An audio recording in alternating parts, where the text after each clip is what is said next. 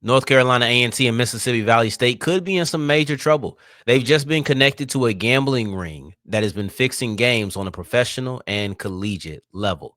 Oh yeah, it's locked on HBCU. Play my music.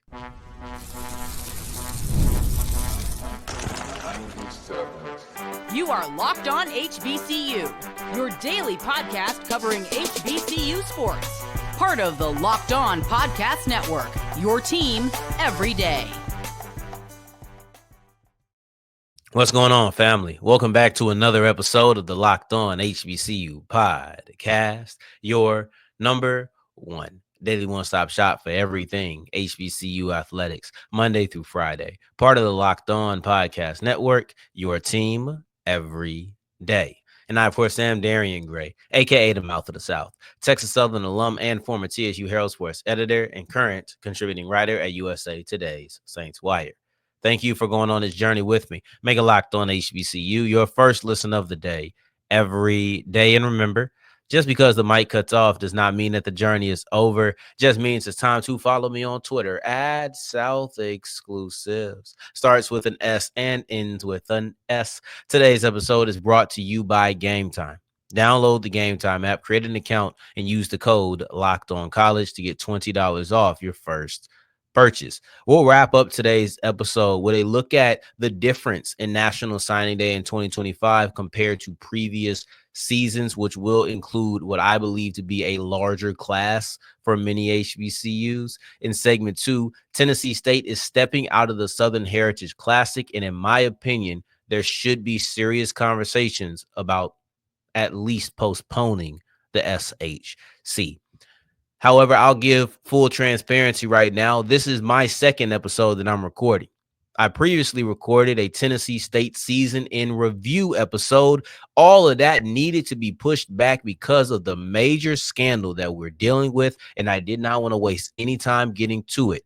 North Carolina A&T men's basketball and then also Mississippi Valley State men's basketball are connected to a gambling ring that led to one player being kicked out of the NBA permanently. These are serious allegations that are being put up against A&T, put up against Mississippi Valley State. And basically, they're saying that players, if not multiple players on the team, have been involved in fixing games. Let's give a little bit of backstory to this.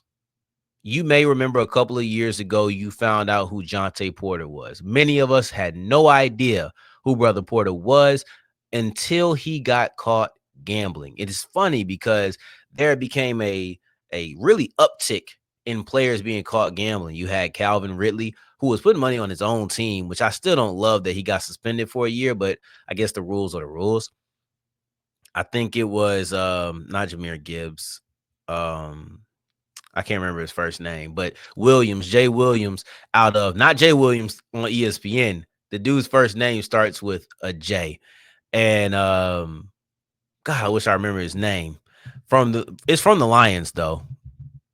But he got caught betting on property, and that's how he ended up getting this. I'm gonna when I see it. Jameson Williams ended up betting on team property, and that ended up biting him in the butt, where he had to get suspended for a little bit. So it was an uptick of players on a professional level who were being caught gambling. None as bad as Jontay Porter, and that's why he ended up getting banned from the NBA for life.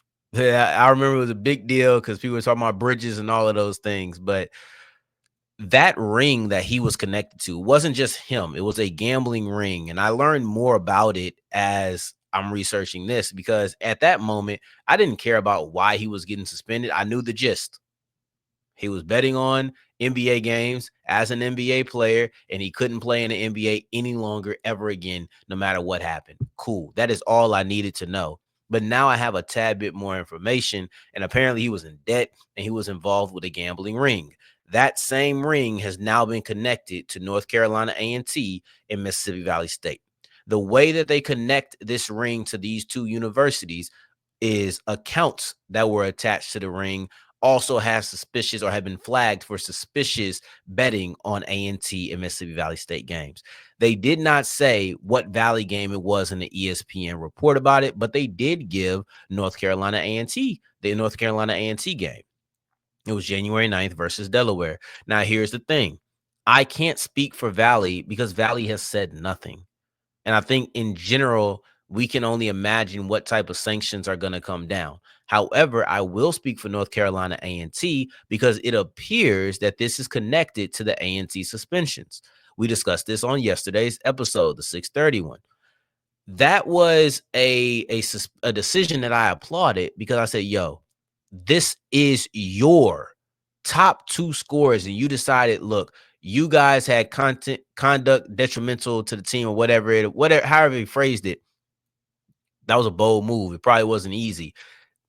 I applauded a little bit less. I mean, like, you could cover it up, but at the same time, this is what you were supposed to do. North Carolina A&T couldn't cover this up. Your top two players allegedly were connected to, or excuse me, assumedly, I don't want to say allegedly, because the allegation was not put out there, but I can only assume based off of the conversations that Earl Hilton had with ESPN that the players who were suspended were connected to this activity because they reached out for a comment, and the only thing Hilton said back is three basketball players, or excuse me, that the recent suspension of three basketball players was for a violation of well-established team rules. If I'm asking you about this controversy and your response is we've suspended players, even if you don't say we suspended players for that, that's exactly what I'm reading. I'm going to tell you exactly the message I think he was trying to get out there. North Carolina A&T found out about the connection to the gambling ring and handed down their own punishment. The next question becomes, okay, if you did that, are you going to get spared a little bit because you were proactive? I don't know. I think that's a legitimate question that should be asked. Are you going to be spared a little bit because you actually went on and said, all right, we didn't know about this. Once we found out about it, we dismissed these players or we suspended them indefinitely. I think that's something to be talked about. I think that is a legitimate question that we would have to have, in my opinion. So I don't know how it's going to play out. Nobody does at this current moment, but I think that's something that's interesting to discuss. The idea of jumping ahead of the investigation from the NCAA, does that help North Carolina A&T? And what sucks is that if your two top scorers are the ones who are involved in this, they're in perfect situation to fix all of these games because you're counting on them for points. So maybe I miss a shot here, I miss a shot there, or I make a shot, and it's just about the spread. Now, what was the reason that we flagged this game, right? Like, what was the big deal about January 9th? So I'm not a big bets guy. That's not necessarily my cup of tea. But you open up as a 2-point underdog, then it ends up jumping to 4.5 by the end of the game, and that's more than you typically see a spread grow. For my people who do put down money, for my people who do involve themselves in that probably means a lot to them. But to me, I just know it grew above the 50% that it's supposed to. Sorry, guys. That's the extent of my expertise on that type of conversation. I will say this. I understand individuals are probably guilty. Mississippi Valley State hasn't said anything. I don't know what it could be connected to. For A&T, it seems like it's these three players. I know it's individuals who did this. But if it comes true, or if it comes out that it's true, both of these universities are going to have heavy sanctions placed down on them as a team. It does. I don't think it matters that you disciplined. You may get a little bit less. Maybe instead of maybe like 1 year less than you typically would have. Maybe compared to Valley, your suspension is a little bit less harsh, but you will still get a harsh punishment, in my opinion. You're going to get a postseason ban, which A&T is really not in a position to do anything about that anyway. So maybe it doesn't hurt them as much. You're going to lose scholarships. How many scholarships? I don't know. It's going to be a very rough experience for A&T and Valley. So I would like to see what games they're talking about when it comes to Valley, what the connection is, how deep does it go? Is it multiple games? Is it one game? I don't know. I don't know. All I know is that when it comes to these type of things, no one really cares if it was one game or multiple. Now, as we push forward, speaking about money, but the legal kind, Tennessee State is out of the Southern Heritage Classic, and you could only imagine that money was a big factor in that decision. Let's explore the future of the event and why Tennessee State stepped out as we continue with Locked On HBCU. Today's episode is brought to you by Game Time, and Game Time is the only place I would tell you to go for your ticketing needs. I don't care what it is. If it's a concert, I know they have those everywhere, so you don't have to have a specific city or live in a big city. They have concerts everywhere. Comedy shows, same deal. Football games, we have one big one. If you're ready to make your trip to New Orleans, maybe you want to see how many tickets they have left. Maybe you want to see just what the price is to go to the big game, and they have all of that on Game Time. So it's really up to you on how you decide to participate. But if you're new and it's your first time using Game Time, you get $20 off your first purchase when you use the code Locked On College, whether that's to an athletic event, to a concert, to a comedy show, to a theater play, whatever it may be, the circus, anything that requires a ticket, you can go to Game Time. It has the best of both worlds, where not only do I get ease of experience, I get lower prices as well. I love both of those things. I like low prices and I love me an easy experience. And Game Time provides that to me on so many different factors. Go ahead and download the app and use the code Locked On College to get $20 off your first purchase. As we continue rolling on today's episode of Locked On HBCU, I appreciate you for making this your first listen of the day. Every day for your second listen, make sure you're checking out Locked On Today, which is going to give you the biggest and best stories in all of sports, no matter what level, no matter what sport it is. Tennessee State is out of the Southern Heritage Classic. I don't know if I would necessarily consider that one of the best stories, but it is one of the biggest stories, especially in the HBCU landscape.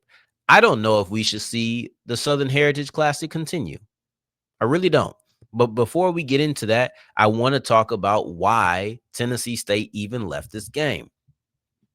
Interim President Dwayne Tucker said, I think most people understand that TSU has some financial issues that we need to walk and correct ourselves. So to play an event where it's financially not in our best interest, the fee that's being proposed is just not a good financial return for Tennessee State, but we'd love to come back.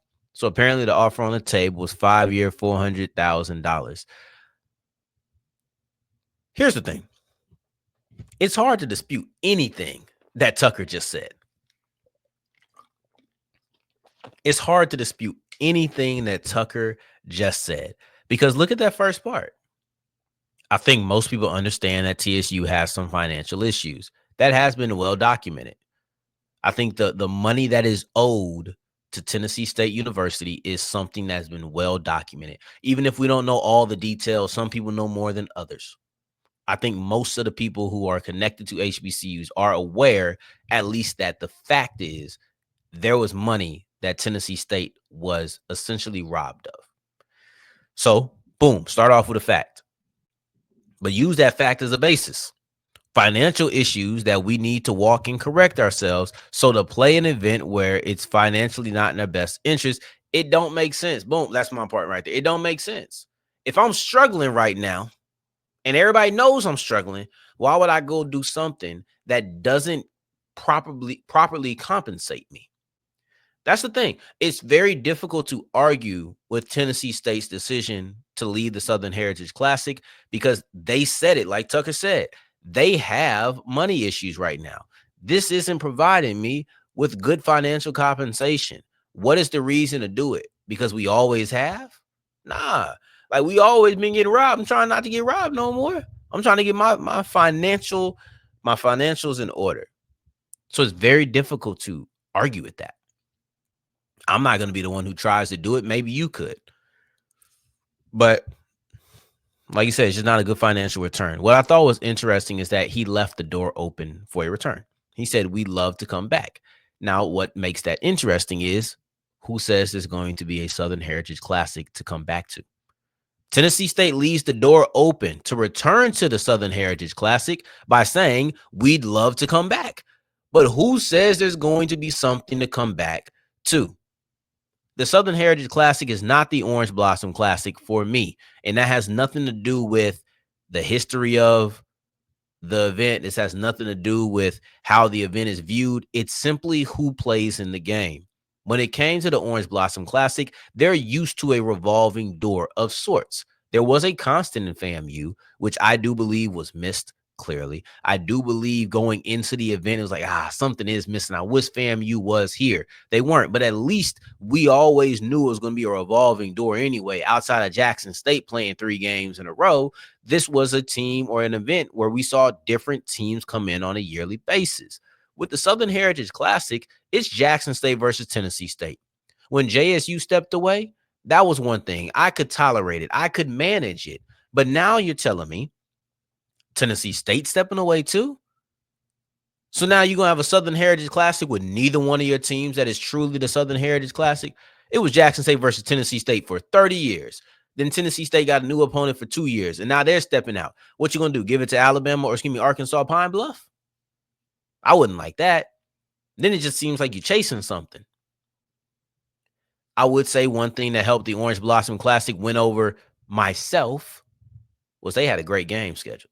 North Carolina Central versus Alabama State. There, you can't tell me a game that I had circled more on the schedule than that one.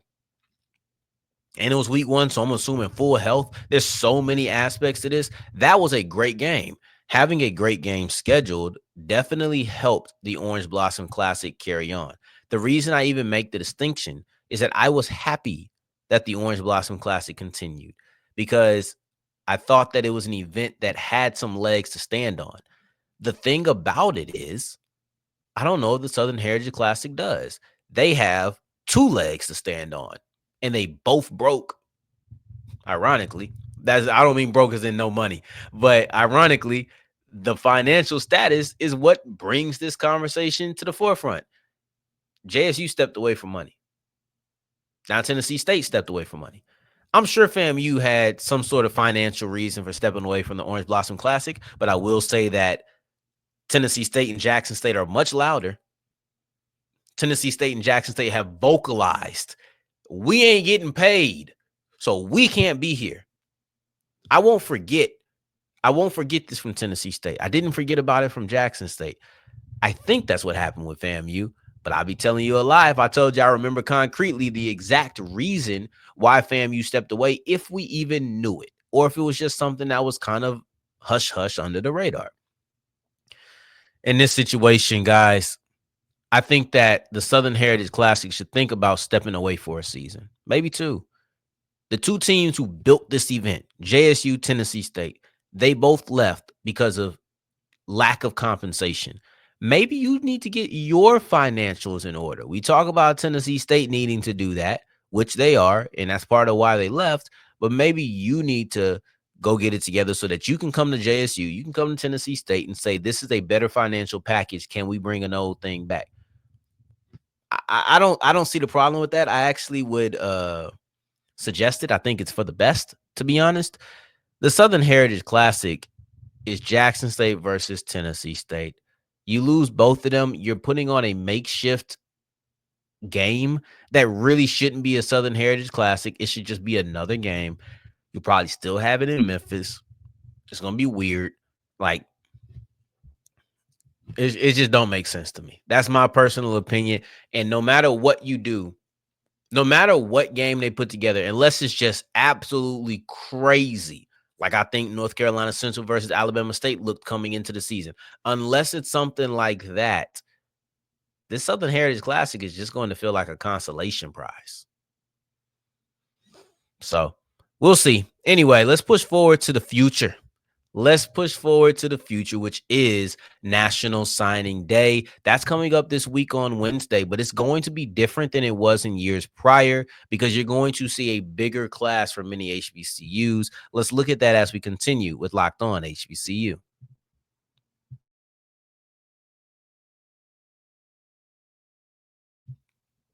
As we're wrapping up today's episode of Locked On HBCU, I appreciate you for making this your first listen of the day every day, making it all the way to segment 3, and I thank you 2 times for that. Thank you. Thank you. We having a late night, y'all, because I was out seeing the news. I had to and get it done so I can get it out to you 7 a.m. Central Time in the morning, and I'm happy to do that. But it is a little bit late for you, boy. So we need to record and then go to bed. But National Signing Day is going to be a little bit different, okay? I expect that you're going to see a much more spectacle surrounding this event than you saw on early signing day. And the NCAA changed the rules. So on early signing day, you didn't have any transfer players. It was only high school players who were coming into your program early. So those are your guys who are going to be coming in for spring practice. I think the transfers that are going to be signing in February, I think they can still come in for spring practice because many of them are probably already enrolled. Many of them probably already made the decision to where they were going to transfer in December so that by the time the spring semester rolled around, they could be enrolled in school. And that allows them to perform or participate, I should say, in spring practice. But I kind of like what early signing day has become. If it's just going to be high school kids, let it just be high school kids because a lot of times, especially if we're talking HBCU, those are actually, I don't even know if this applies to the bigger schools. Guys, I feel like the reason this is going to be bigger is because you're now having the main event of HBCU recruiting. The high school kids, yeah, that's one thing, and it's cool, but it gets nowhere near the amount of excitement, even if it's more important. It gets nowhere near as much excitement as the transfer players.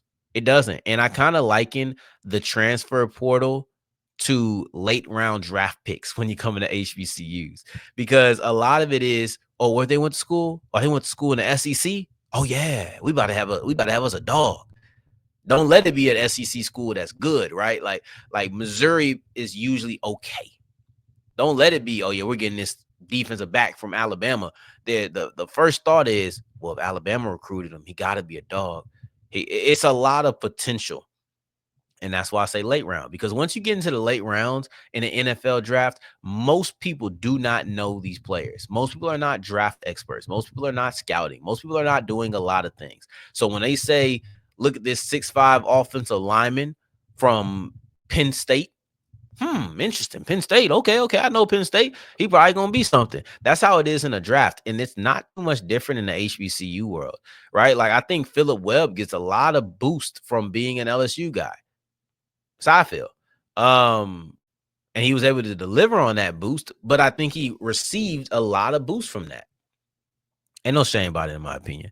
But it'll be interesting because now we finally get to have those conversations. Now, some of those guys that Michael Vick, for example, we talked about Michael Vick's quarterbacks on a couple of different occasions. We will have a certified look at what the Norfolk State quarterback room will look like in 2025 after signing day. That's something to look forward to. But on a more in line note, there are many transfer players who are going to come in, and all of your transfer players will be announced now. Yes, you'll have commitments and everything, but now it'll finally be official. And with it being official, it gives us something more to talk about. I will probably bring back up Norfolk State's quarterbacks. I will probably bring back up the different access. I think that might be the only transfer players we talked about. I'll probably bring up Deshaun Jackson and his West Coast pipeline. We'll talk about these things, and it's finally the moments that we've been waiting for. That's the way that I look at it, man.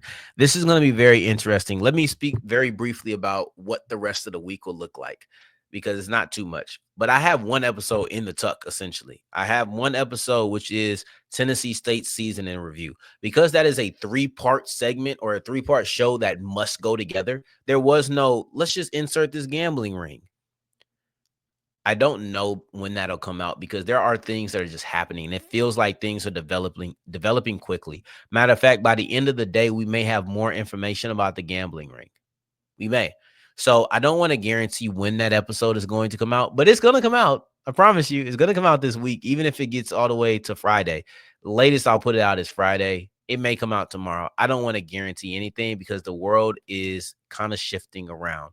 And Delaware State has a new offensive coordinator that I would like to discuss as well. So there's many things. Look out for National Signing Day on Wednesday. Look out for all of the transfer portal players who are coming in. I will say I'm a tad bit skeptical on most times if it's been 2-3 years since you played high school ball. I don't want to hear about, oh, he was a 5-star recruit or a 4-star recruit, and that was in 2021. That does not move me, or 2022. I don't like that. It just doesn't move me. What have you done in college? And if the answer is nothing, it's going to be way harder for me to really get invested. But anyway, speaking about being invested, I'm sure that you are by now, and I appreciate that because you're a segment 3, really my folks. So I appreciate and love that for you, or for me, excuse me, and I appreciate that from you. So in the meantime, in between time, until the next time that we hear each other, family, take care, stay blessed. Peace.